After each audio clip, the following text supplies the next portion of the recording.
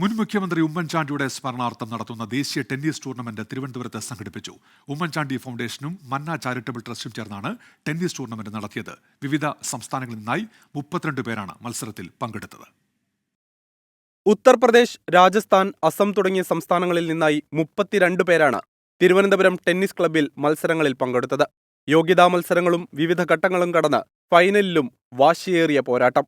Oommen Chandy memorial all India tennis അസോസിയേഷൻ്റെ men 1 lakh tennis ടൂർണമെൻ്റാണ്. മത്സരങ്ങൾ നിരീക്ഷിക്കാൻ Manna charitable trust managing trustee Mariya ഉമ്മനും ടെന്നീസ് ക്ലബ്ബിൽ സജീവമായിരുന്നു. ഉമ്മൻചാണ്ടിയുടെ കൊച്ചുമകൻ ഇഫിനോ ഉമ്മൻചാണ്ടി റിച്ചി മത്സരങ്ങളിൽ പങ്കെടുത്തു.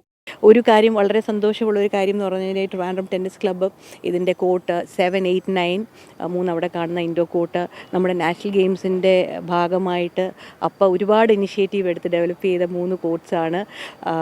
അതുപോലെ തന്നെ കുമാരപുരത്തും 4 കോർട്ട്സ് ഡെവലപ്പ് ചെയ്തിട്ടുണ്ട്.